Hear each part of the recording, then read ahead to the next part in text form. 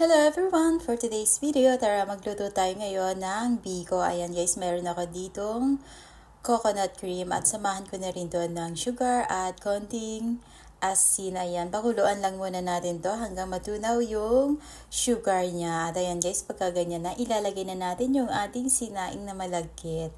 Ayan, masarap tong pang merienda lalo na pagka partner sa kape. Ayan guys. Masarap kasi yung sariling gawa natin at syempre dito mahirap namang bumili ng ganyang kakanin dahil wala ka naman agad mabibilhan. Kaya ayan, magluluto na lang tayo. Ayan, haluin lang natin ang haluin hanggang sa kumunat siya.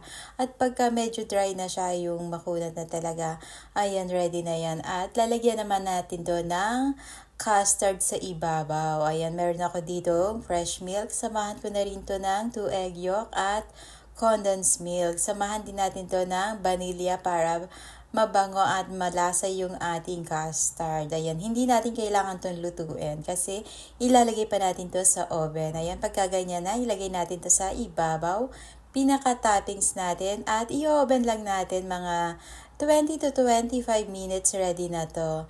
Ayan guys, hanggang sa mag-golden brown yung ibabaw niya o kaya yung mag-brown na yan. Ready na yung ating biko na may custard. Thank you for watching. Sana magustuhan nyo akong mga videos at paki-follow and share na rin po. Ayan, tikman natin guys. Napakakunat ng aking biko.